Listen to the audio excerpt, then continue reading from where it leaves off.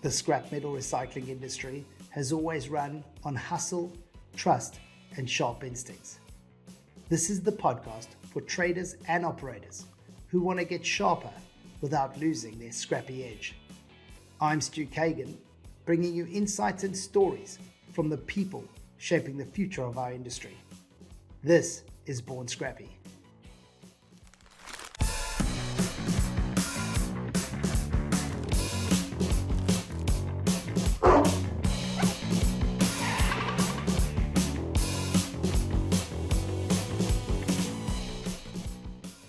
Hey Ryan, how are you? Hey Stu, how are you? What's going on? Yeah, good times, man. Welcome to Born Scrappy. No, it's good to be here. It's been a long time. I'm looking forward to it. Yeah, this is an interesting one for a lot of people. It's not the normal topics, right? Normally I talk about the commercial side or the operations or stuff I've been involved in for a long time. But I think the more this is going on and fires are becoming so prevalent in the industry that we really need to deal with them, that I think it's the right time to talk to you. So thanks for joining us, man. No, it's no, it's again, I'm happy to be here and it's unfortunate that fires are becoming such a big deal. I mean, again, I started 10 years ago and they were a smaller issue, really focused more on like the ASR piles, but I think now we're starting to see them kind of everywhere and it's really from, a lot of the personal storage, personal electronics that are kind of sneaking into the stream. So, Mm. it's definitely something that we all need to learn about. Yeah, so let's take a step back quickly. You said you started this 10 years ago. Give us, how you got into this industry. I know you're not just in metal recycling, you're in the whole waste game as well. So how did that all start for you? Yeah, and so basically the company was started by Brad Gladstone and Pete Merry and Jeremy Dusing. I mean, they had been protecting scrap metal facilities for a long time, and a lot of times they would see or use thermal cameras. They started using it really early on, and really started to see that the fires were happening and they were burning down yards. So they would have footage all the way up to when the cameras would pretty much melt at that point.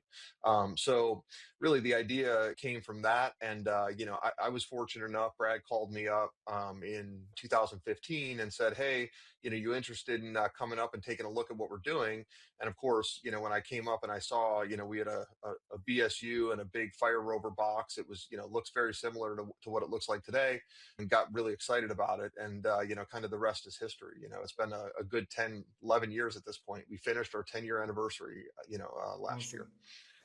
Awesome. Awesome. So you were there right from the beginning, pretty much. You're saying he contacted you as they were getting started. Yeah, I mean, so when we were going to market, I was the first like only Fire Rover employee, Mm. and I was fortunate enough to work with a pretty amazing team that launched this from the ground up. I mean, and now we're protecting over 900 facilities across three different continents, France, Australia, UK, Canada, and the US, of course. So Yeah, it's I, been a I said to pretty you pretty amazing ride. I said to you up front, this isn't going to be a sales pitch, but it's going to be hard to avoid it just because of the amount of work you guys are doing in the industry and solving so many problems. So, we'll delve into more about what exactly you guys do, but let's just understand, I guess, the problem a little bit more that all these yards are facing at the moment. So, here's a question that somebody mentioned to me the other day, and I kind of shooed it away, but I'm going to ask it anyway. Somebody said to me, are fires actually more common now? Or is it just because of social media that we hear about them more? Yeah, and that's a great point. I think they are more common now, right? So, in 2015, I started to really look at the reported fires. I formally started in 2016, and we've seen a steady increase in fires. I mean, there's always been traditional hazards, and I call them, these are the accelerants, these are, the floor, it's all the different pieces that cause fires all the time, right? And they've been causing fires for 100 years. I think what's really changed and what we're seeing now is it's an introduction of a lot of these lithium-ion batteries. And like, it's not just the EV batteries. I think, the rest of the industry or the other industries, they always think like lithium-ion batteries, they think EV. It's all about the EV batteries. Mm. Um, And again, those definitely, have huge risks. But what we're seeing is increased fires because you're getting, vapes, or you're getting earbuds, or you're getting all the lithium ion batteries that are in all these electronics are really inundating the waste and recycling streams, and, getting in and contaminating the infeed. It's almost become so difficult to manage the problem with what's being delivered to you. It's almost like you have to have a system inside the yard that can see through the piles, like you guys have created, that you can actually see it in the pile. You can see any sort of heat that's starting to come off, and deal with it before it's up. Because how do you pick up vapes? I mean, I had guys in my company in New Zealand that we were just looking for EV batteries, right? We were just looking for EVs because we knew that they caused fires. This was, 6 years ago, maybe 5 years ago. And before that, if I go back even longer in South Africa, we had 5 really large shredders. The EV batteries weren't a thing, and fires were like non-existent. I mean, like, yeah, we were always careful of fires, and we made sure to keep piles separate, but always the spark came from cutting torches or something else. It Right. wasn't like, there wasn't a battery inside a load that caused a fire. I remember there being such a big fire once in one of our yards in South Africa, and it lasting for days and days.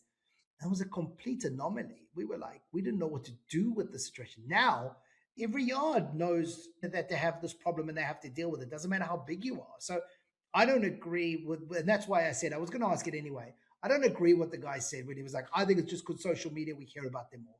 I think absolutely Right. not. I think they've become more of an issue because of actually what's coming in the feedstock. Can you run us through quickly what some of the things that you guys identify? You said, vapes. Is there anything else there that people can kind of know what they should be looking for? Well, the issue is that you're looking for a needle in a haystack. So there's so many different things that can cause. I mean, you still have aerosol cans and propane tanks and Sure. all these other things that you're looking for. And like even an EV battery, right? You can break it down into all the components of it, and every one of those components can cause a fire. So most of the time when we put a fire out, we don't know what caused it. Right. I mean, because really we can't see through piles, right? I mean, we're really looking at a pile and looking for a symptom of a fire. So whether it's, your heat abnormality, or whether you're looking for a flash, or you're looking for something that, is a symptom of a fire. And then, you're using, water, or, like wetting agents to basically try to get to it as soon as possible. And then it really is, especially in, scrap metal yards. Like all hands down, right? It's, a water truck, it's the grapple, everything's really coming together to try to get that fire out as fast as possible, and, stop the black plume over the facility, because that's when issues really start. Yeah, you got to get it as early as you can. Once it's going, it's an absolute nightmare. I mean, it's almost impossible to put out. What can operators do realistically to reduce the risk before the material even enters their yard? Well, the biggest thing is education of your customers, right? Because I mean, a lot of the times you're going to have, we call it contamination, right? But I mean, it's like, how do you contaminate that infeed? You got to make sure that you know where it's coming from. Early on, we saw, a lot of guys who were handling like refrigerators and others. I mean, they were having fires just because of the freon and everything that was inside those. So sometimes it's specific hazards. And sometimes, you have customers that really don't know or don't understand what they're putting in. They don't get that you can't just throw an EV battery in, or, you can't throw pouches, so really, I mean, the biggest thing to me is like, it's education of your customers, and then understanding that when the material comes in, I mean, you really can't break down every single piece of material. You look for the big pieces, and then, the rest of it is one of those things that this is where, you know, the answer isn't, hey, we can, find all 500 of a lithium ion battery, or, we can find all these different things. There's really no one way. It's a lot of different ways to look at layers of protection to make sure that you don't have massive fires. Yeah, it's multifaceted. You've got to try and stop it from coming in the gate. That's the number one way to stop it. And I like what you're saying is educate your customers, right? It's a lot easier to identify when somebody is loading up a truck, right? Or doing a collection at somebody's house or at a yard or at an industry account, wherever else they're collecting from. It's a lot easier to identify in a small batch than it is once it hits the yard floor. So if your customers are aware that this is a problem, it will definitely help you. I sometimes struggle with it because then you get customers that try hide it, which is the worst part of it all. It's like, well, they Right. get paid for it, so they want to hide it in, and they don't understand the repercussions. So, it's all about customer experience and making sure you have a relationship with that customer that you can have the conversation. And also, I mean, do we penalize them when they come in with it? I think you have to, because it's the only way they learn. Well, there are technologies like X-ray that are looking to do an entire, like they'll basically take a truck and look at every single thing in the Mm, truck to know what's in it. But, what happens when you have too many of a hazard? Do you just not, process that material? So I think really, you were saying it, right? I mean, people are seeing these fires and they're seeing them everywhere. And so now it went from like a scooter battery was something that would happen in a house to now you actually get that battery that is now inside your operation. So it's like, how do you make sure that, that scooter battery is something that you're going to take care of, understand it, but also be prepared for it? And really, I mean, the best way that we've seen is, you can try to pull it out of your material and you can go through and really try to get every single battery, but most of the time that's really not feasible at this point. So the idea is, how do you detect the fires as early as possible, knowing that, because we're rough on what we do, right? So mm. if you take a battery, they're relatively safe until you crush it or until you drive over it or until, and again, think about a scrap metal facilities, we're not, the word rough is normal, right? Like Yeah, that's, exactly. I mean, you've been doing this a long time. So Yeah. Yeah, you throw metal around. Your metal's hitting metal all day long, right? You're processing all day metal with long. metal. It's like there's no question that you've got a real problem if you've got those batteries lying around in the yard. So you're not going to be able to handle it with kids' gloves, that's for sure. Well, and the ones that you do get, to make sure that you separate them and put them into a one drum, or to put them into the proper areas, so then they can be brought to a proper recycler that can take care of those batteries, so it doesn't just pass the problem down a little bit more every Yeah. time. Yeah, exactly. Okay, so now if I still had my yards and I was operating them on a day-to-day basis, what would you say to me as the starting point? I need to do an audit of some kind. After listening to this podcast, what can I go outside into my yard and how can I prepare better? Well, I think again, it's first is knowledge of the problem. I think there's a lot of experts out there that can come to your yard and make sure your piles are of a certain size, to make sure that you have, enough area in between and you have a proper separation. But, the reality is that, there's fire like experts that will come in and go in and do a complete audit of your yard. They'll literally walk through every single hazard. I mean, and again, for us, we're really the catch all, right? Like Mm, when everything that you did to be a great operator doesn't work, then that's really when we step in, right? Because unfortunately there's a lot of great operators out there, and I mean, they're having fires as well. So you still really need to do your best practices, and a lot of those are standard things that everybody kind of already knows. Or can have a fire expert come in and really create a report, create your disaster plan, make sure that when there's an emergency, this is what happens, and these are the different steps that you do take. And so, again, like, we had an example 2 weeks ago where there was a fire in a large, pile. The grapple started pulling it out. We were spraying on it. The water truck came over. They sprayed on it, and within 15 minutes we had it under control, and it didn't really cause a major issue.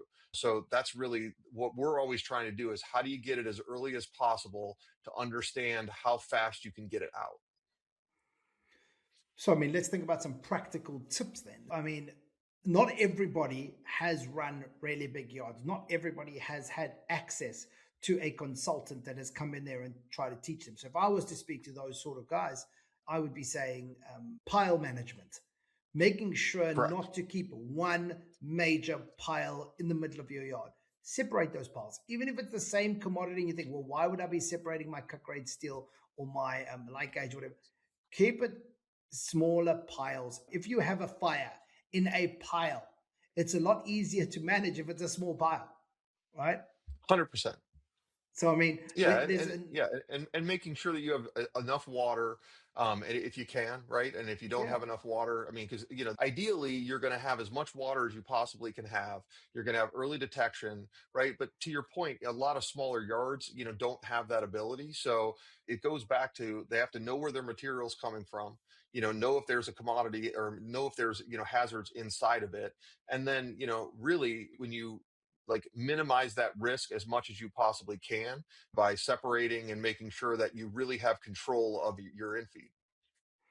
Yeah, so we're going past that part. Though. I'm saying that's great. We've got what comes in. We're trying the best as we possibly can. There's early detection, so we've got somebody who, as the loads are tipped, I want to have somebody there who's just checking if there's any problems. Right? We're saying we've dealt with that. If I was in the yard right now and I was the manager or owning this yard, I would want to walk outside and I would want to check my piles, but also I would want to check. You said it now, like what sort of water have I got on hand?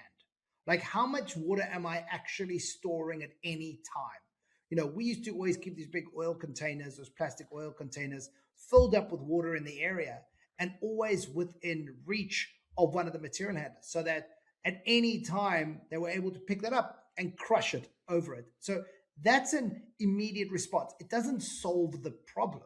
But the audit that I'm talking about is like, well, what can you do to just right now make sure that if something happens, you're prepared? Make sure you guys are trained. Like, pull the guys aside and say, what do you do right now?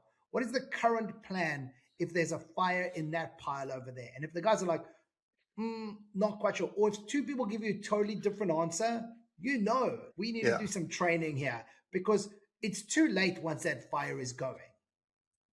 Well, yeah, and that's where I mean the fire department can't be your front line. I mean, you definitely have to have your guys there, but the issue is that you got to make sure that you're not turning your folks into firefighters because OSHA has a huge problem with that, right? And they've kind of come down on a lot of the operators for this exact issue. To me, it's how many tools do you have in your tool belt? Do you have a CAF system that allows you to shoot from 90 feet away? Do you have water that allows you to not be on top of it? As opposed to, digging right in. Because a lot of these batteries, I mean, they'll actually shoot off shrapnel, they'll shoot off projectiles. The smoke that comes from them is really, it's a lot of toxic smoke, right? So it's definitely not something that you want your guys like inhaling and breathing. It's a requirement now, to have some sort of ability to allow them to fight it from further away than really jumping right into it, and dealing with the hazards that are prevalent. It's so bad. It makes me think of a story. I was running our smaller shredder yard in New Zealand, in Auckland, and my wife used to drop off the kids. Lisa would drop off the kids in the morning. I would go in really Yeah. early, and then she would head through the traffic and kind of get there at say like 8:39, and I'd get in at I don't know, say 6 a.m. And she would always phone me on the way, whatever, what's happening today, whatever, because we ran the company together. And then the one morning she phoned and I didn't answer. And she must have phoned like 3 or 4 times. And she phoned the office and be like, hey, where's Stu? Why is he not answering my call? And like nobody answered the office phone. And she got there were fire trucks.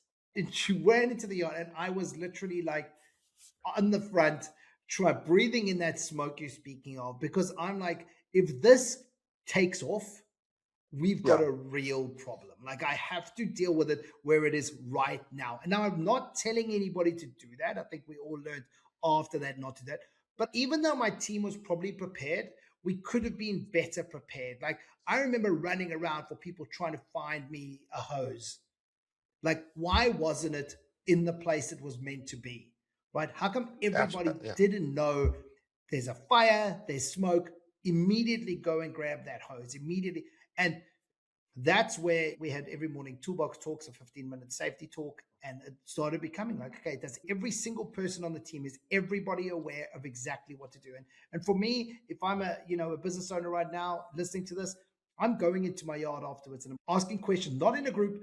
Do you know what to do? And if the story isn't the same, Yeah. I'm like, okay, let's get together. So Yeah, and I think as the business owner, I mean, you do have to make sure that they have the right tools in their tool belt. And I think that's mm, exactly what you just said, right? I mean, the idea is that you need to have enough water, you need to have enough pressure. There's CAF systems that allow you to have pressurized water from, 90 feet away with hoses and other things. And again, you don't want to create an incipient fire brigade unless they're well trained. But at the same time, you really do got to make sure that you have the things that you have set up in the right and proper places mm, so that to your point, when something goes wrong, everybody's ready for it. and they know where everything is. They're not, searching at that point, because usually that's when it's too late, right? I Absolutely. mean, for us, I mean, I think one of the big things that we do is we really manage the 6 to 10 minutes from when a fire starts, when we catch it. So we're managing that process, and our operators know to say, okay, hey, call the water truck. We're calling someone on site to say, hey, bring that over. We are dealing with a real issue. It's a confirmed issue.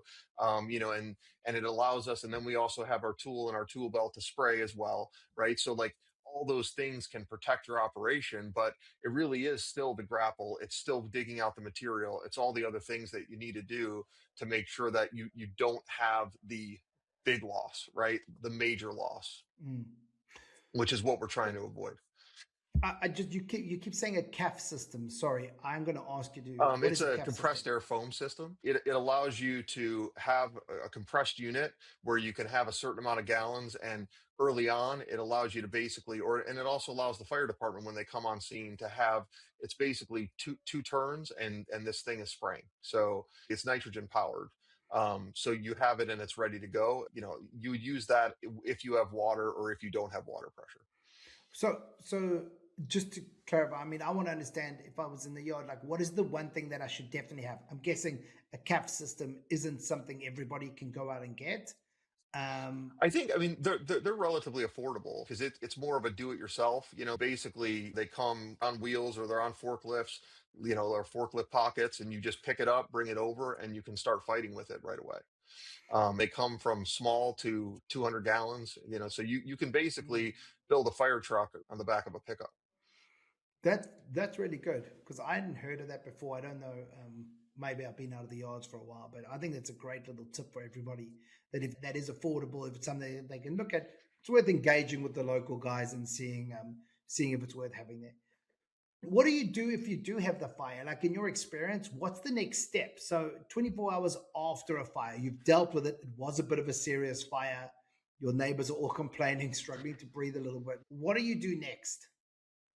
Well, and I think the biggest issue is that once the neighbors know about it, then the reporters find out about it. So, one of the things you were saying before is, why is there knowledge and why do we have, well, now everybody has a phone. So, yeah, there's a tendency for once a fire gets out of control, for all the different things that you don't want to deal with, right? You don't want to deal with government. You don't want to deal with insurance. You don't want to deal with all those different people and issues. So, unfortunately, the best thing you can do is get the fire out and not have the fire, versus once you have it, sometimes the cat's out of the bag, right? I mean, it's a major fire, and unfortunately there's not a ton you can do once it's over. Now once you have a fire out, and you can do fire watch, or you could have thermal cameras set up so that you're doing fire watch so that the fire doesn't relight. And this is where the importance of having overnight thermal cameras, right? So that you know exactly when a fire starts, versus, hey, if you have 4 hours for a fire to propagate in a pile, I mean, it's going to be a night and day Mm, situation, mm. versus, if you know about it within, 10 minutes, heat escapes from the path of least resistance. So it allows you to basically be able to at least catch it early. Mm. I Yeah, I know that's think that's. probably not the answer that I, everybody wants to hear. It's like, you're hey, like after you have a fire, you once shouldn't you have have had a a fire, fire. Yeah, well, it's not that you shouldn't. I mean, it's a reality of the business, and mm, it's one of those things that even great operators have fires, right? So it's not, when I first started doing this, I mean, I always say that the waste recycling operators and scrap metal, like they're the victims of this, right? Like they're mm, not asking for these to happen. This stuff is thrown at your doorstep, and you're required to basically deal with it. And there's really, I mean, as we're talking through, like, I know you want to have, like, what is that answer of the magic pill that, like you just do, and all of a sudden, fires disappear. But, mm. it's happening in scrap metal, it's happening in construction and demolition, it's happening in waste and recycling, and MSW and transfer stations. So really it is like, how do you prepare for responding to a fire that's inevitably going to happen? And whether you're a small yard, whether you're feeder yard, or whether you have one of the largest shredders in the world, you're still dealing with the same type of fire, just on bigger and bigger scale. It's a great point. I mean, I think it's very important that we clarify that, as metal recyclers, this is coming to us. This is not something that we are actually doing. It's not like we've changed the way we operate and now we're having a lot of fires, which Right. unfortunately the media would make you think that. Like if you're in a local area, you have a fire, all of a sudden it's that scrap metal yard or that junkyard has just caused these huge fires. Nobody's going, well, actually, it's because we now have all these EVs, or it's because of these, lithium-ion batteries that are now coming in the waste, and that they're causing. In fact, the metal recyclers are trying so hard to remove it and trying so hard for you to not bring it into their yard, right? And penalizing people that bring it in. And we're trying everything we can, to try and stop it. I think it's important we get that narrative right, which I think kind of touches on what I was saying. What do you do afterwards? The one thing is to hide in your shell. You've just had a big fire in your area and everybody's like hates you. Or it's actually to try and front foot it. Like change the narrative and just be, this is why this happened. We try everything we can. This is not our doing. This is everybody else who's delivering this to us. We have big signs up. Look at the entrance. He has big signs that Yeah. says we don't take these things. This fire was caused by a battery, which we don't take. And it was, snuck into a load, which we try and identify. We have extra costs now, which people don't realize. They're like, oh, the scrapyard, the junkyard, they're just having fights. We have people full-time watching offloaded vehicles. I mean, I had a full-time person every single yard watching what was being offloaded, right? Just looking for anything that could become a fire. We have fire suppression units. We're having these conversations to do everything we can to reduce it. But unfortunately, the narrative is really bad. So I think after a fire is get in front of the narrative, own the narrative. Don't let it own you.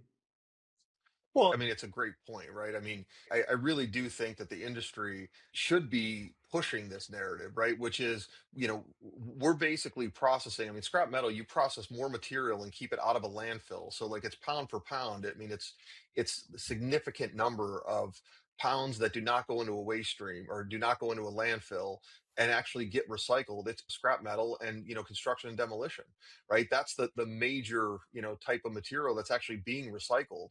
So to get to the public and let them understand that, like, hey, you know, a lot of times too, these yards have been here for 100 years. So, and then you have everybody kind of move in the backyard and then all of a sudden say, hey, these guys are causing a nuisance. And it's like, really what these guys are doing, they're the number one recyclers in the world, right? So, they're doing every single thing that you need. To your point about the junkyard, right? Like that's the 70s and the 60s and the 50s. It was just a different time, right? So if you look at it now, I mean, it is getting in front of it and saying, hey, and this is what I think, waste and recycling is doing really well, is to say, this is being caused. We're here to help. We're here to educate. We're doing everything we can to stop this problem. But, this is what's causing the increase in fires, not the fact that we don't know what we're doing. Because Yeah. clearly, the scrap metal operators in this country know what they're doing. Yeah, I think we could do so much more. I agree with you. We know what we're doing, but when it comes to actually owning the story and educating everybody, we probably slack on that. Talk to me about insurance. Like, do you get involved a lot when the guys when they're talking about return on investments? I mean, are you then saying, well, this is what happens? Your premiums are insurance companies. Are there even still insuring metal recycling facilities? Yeah, I mean, there's insurers out there, and I think a lot of them, like what we saw early on, was that they were really leaving the industry. And again, when you can mitigate the risk of catastrophic loss or mitigate the risk of major loss, I mean, we use on average 600 gallons of water per incident. Obviously, on scrap metal yards, we definitely can use more, but a lot is, protecting the ASR piles. So we're getting a lot of smaller fires that will come in from like a hot nugget or something that gets out. Um, but the idea is like insurance companies are starting to understand that your risk can be mitigated, and as long as you're making the proper investments, it's not going to be a, hey, we're going to give you X% discount. It's, they look at your history, they look at the way that you've run your operation before, they look at the entire industry and what's going on, and then they give you basically competitive rates, or you get more competitive rates for having certain investments, and a lot of those are firewatch, thermal cameras, all the different kind of pieces that basically increase your layers of protection. So, are you finding that you can confidently say that if you have better suppression, better risk mitigation, you will pay lower premiums on your insurance? Well, what I'm confident in saying is that a lot of the big companies are self-insuring, right? And so they're doing it, and they're able to self-insure, which is at lower premiums because they're able to do that when they're confident that they know that they're not going to have massive fires that get out of control. So the more you mitigate that risk, the better off you're going to be when it comes to the types of increases that we're seeing. And insurance companies, I mean, they have today versus 10 years ago, the numbers have gotten pretty insane, and I think everyone's seeing that. And so it's, how do you mitigate that risk? What are you doing to mitigate that risk? And when the insurers come in, I mean, they do audits, right? A lot of times the insurance companies are the guys who are coming in and telling you what investments to make, what you should be doing, what you shouldn't be doing, all the different best practices. So the insurance companies have gotten to the risk game, and they're basically pushing best practices based on every insurer that's out there. They all have experts that are working with them. So the reality is, yes, you can definitely get lower rates if you mitigate your risk. It's just a question of what that means is different for every single operator out there. Mm. Yeah, it's good. It's quite interesting about the self-insuring as well. Long time ago, I always looked into. I was always worried about the first 6 months to a year of self-insuring. If you get a big hit then, and you haven't put Yeah. enough away, that's the problem. But once you get past that first year, it's a no-brainer. Talk to me about ROI. So now we're talking, let's go into the suppression, the stuff that you guys are really focused. Let's talk Fire Rover in particular, then, as an example of a system somebody should be using or could be using. When you're talking to them about return on investment, you know, roll Yeah. that out for me. Like, how far do you go into detail with that? Well, I think from an ROI perspective, the biggest issue, and this is where everybody kind of looks at it, is that, okay, if you have a massive loss or catastrophic loss, of course that ROI is going to make sense, right? But then it's, okay, so what are we doing to ensure that you have a system that, you can purchase equipment and it's capital. And, for us, there's a capital investment. And then, really it's the fire watch. It's the person that you have watching versus having our system. And typically we're less than a person would be, right? So like a less than a full-time FTE. So that's really where we see a lot of the ROI. And then also from the risk mitigation from an insurance perspective, I mean, that's a big piece of it as well. So those are kind of the two main drivers that we see in most of our customers. If they mitigate the risk of a catastrophic loss, I mean, honestly, the cost to clean up and all those different things, I mean, it can be massive, right? So, that alone, dealing with fire water, dealing with all the after effects of a fire, that those all go into the ROI. But really, when you can break it down to, okay, this cost me one person or two FTEs, and here's what I get out of it. That's really where we see the most positive, ROI savings that actually move the needle. How much of the people who buy a Fire Rover have just had a fire versus proactively trying to not have a fire? Uh, that's a trick question.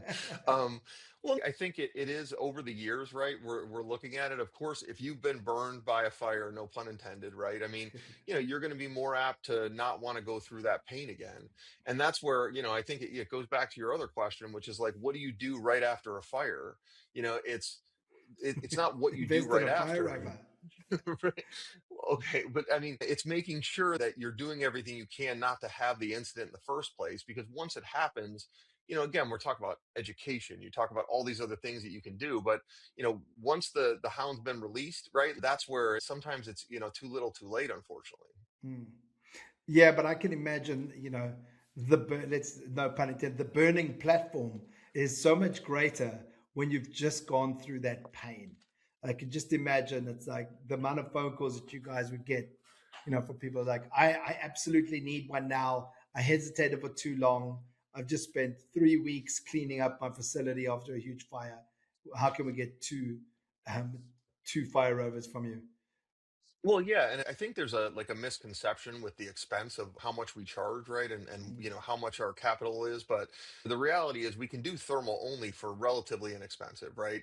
And again, it's the same system. And I mean, the difference with us is that we maintain our system, right? I mean, we have a heartbeat with the system, so we know what's going on at all times. We come on site if something's wrong, we replace it for free for the life of the contract. So like, it really is not just that capital outlay. It's ensuring that for the next 5 to 10 years, next 20 years, right, the life of the contract, that we're taking care of every investment that you made. We're making sure that this thing stays a living, breathing layer of protection, right? Because no, it's not about just, hey, we see a fire, spray it. It's about, how do you deal with that incident? How are you responding to it? How are we communicating to make sure that we have an audio alarm, we have the visual alarm, we're calling your guys on site, it's 3 in the morning, it's 2 in the afternoon, knowing who those are, and then also making sure that the fire department is there, because the fire department can do a lot if they get there early, right? They say a fire doubles in size and cost every minute. Wow. Some people say every 30 seconds. Some people say every 2 minutes. I mean, I've heard, different experts say over the years, but the reality is that the smaller you get a fire, the better it is always. Right. Mm. So, that's where the early detection is key, but you also have to react and respond to it. Okay, Right. So it is, how do you manage it? so just a couple things here. You've given us kind of an idea of what you do. You've mentioned a whole bunch of things. Run me through what it is actually that this sort of system can do, like identify fires. You said contact, the local fire department. So what is it you can actually do? And then can you run us through an actual incident that you dealt with that you remember quite well, that exactly this is how the system operated? Yeah. So basically, we're always looking for symptoms of a fire, right? We're using thermal cameras to trend heat, right? To see, okay, is this heat out of control? If it's out of control, and this is where, a lot of times folks will get it themselves. And, in theory, yes, you can get a thermal camera and do it yourself, but you get alarm fatigue, right? You're constantly just pinging against alarms, and we're in active locations, right? So you have regen that's going off on equipment, you have all these different things that are moving around. I mean, as you know, all these facilities are, and yards are, there's so much going on. So we're looking and verifying. So like, we had one customer that I looked at. I mean, we had 14,000 false alarms to get to 9 real confirmed Wow. hotspots or fires. Of those 9 real hotspots or fires, we sprayed 3 times. So it was like, that's where we're always looking for the needle in the haystack. We're looking for flashes, so we're looking for an explosion. So if a battery explodes and you're seeing a really hot piece of a battery go off, right, we see that as well. And then like indoors, we can look for smoke, for steam, what I mean? So we can really tell the difference between whether something's fog or whether, it's smoke Mm. from a fire. So as we use all those, then it goes into our central station. It's UL certified 5 diamond facility. We look at it. One of our agents will process it, and once they confirm that there's a fire, then they go into action. We had one that I was telling you about before. I mean, it was a large metal pile. We see it. We're starting to see smoke come up. We look over. We know that there's an event. We call the fire department, right? Or we called the guys on site to bring their water truck. They brought their water truck over, and then the grapples in. And again, we're spraying, the water truck spraying, the grapples pulling out the material, and the fire department showed up and everything was taken care of. I mean, it was Mm. within 10 minutes, we had everything out, and it was, a great fire event. So we've never had a major catastrophic loss at a scrap metal facility.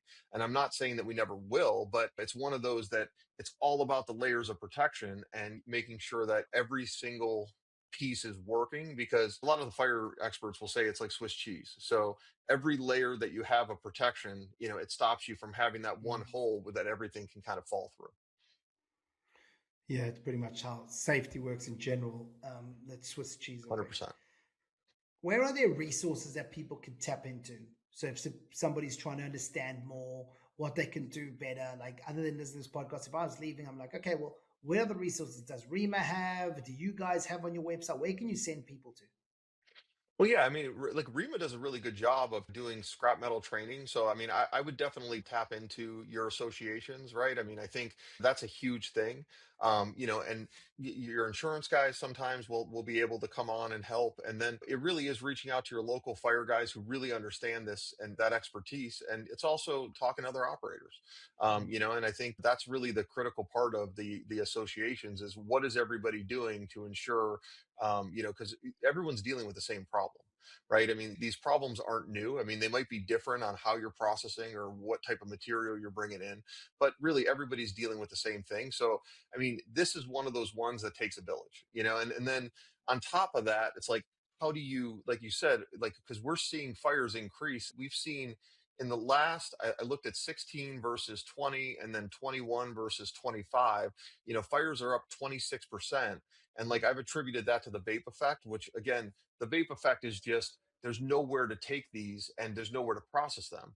So even if you want to take them somewhere, there's nowhere to bring them.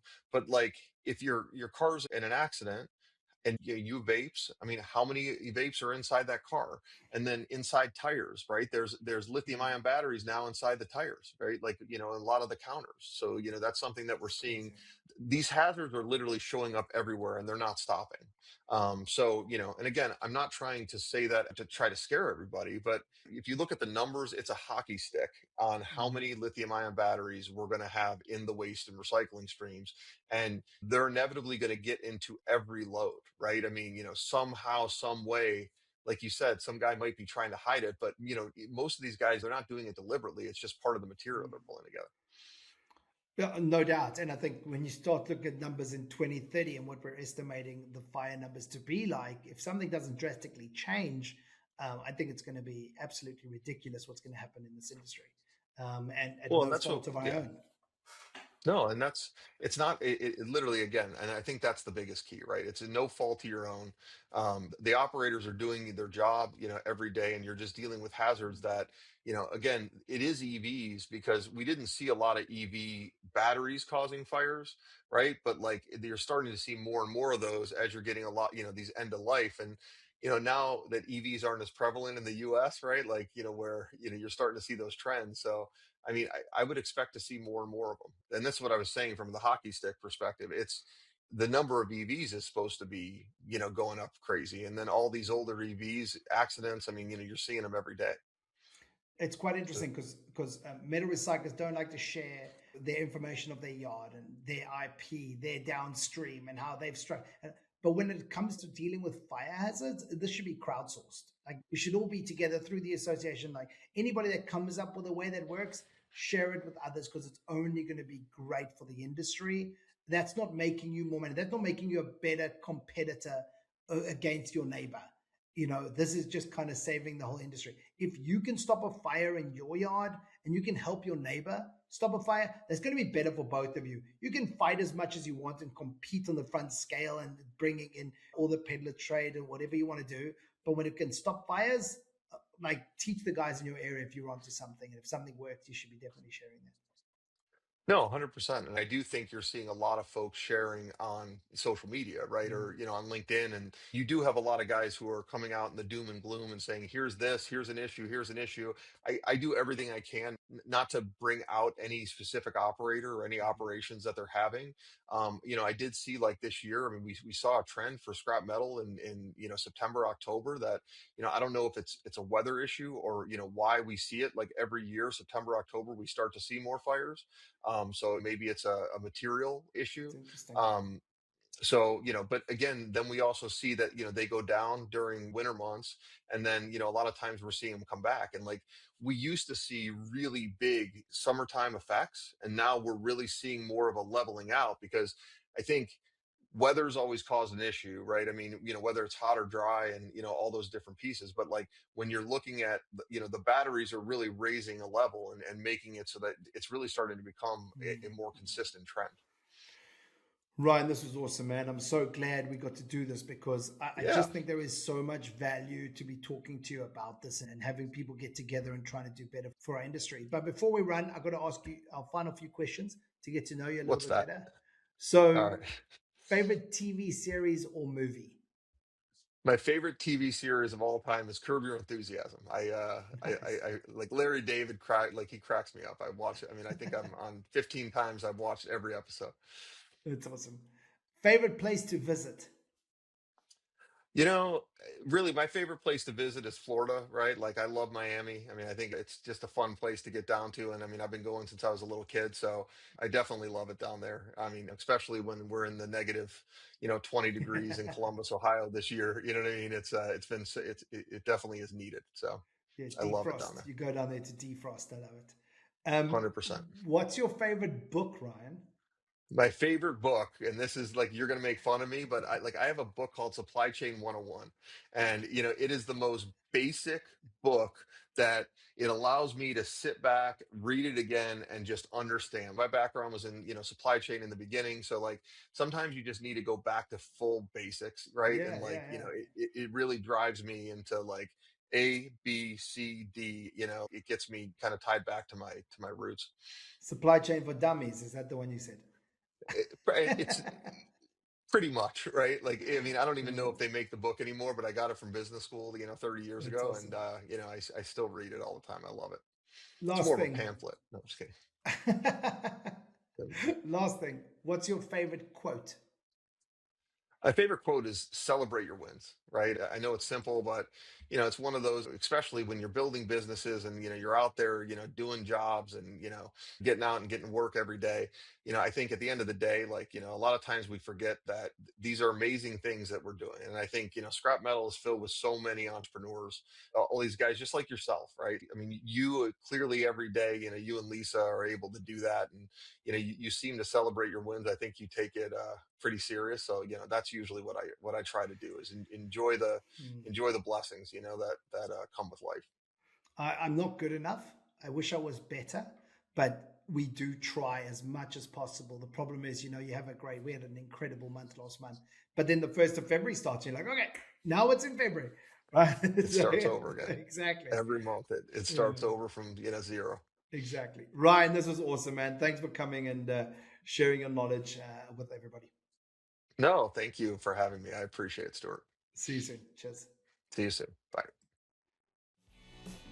That's it for this episode of Born Scrappy. If you have any questions, stories, or topics you want us to dig into, send them my way. Until then, keep it scrappy.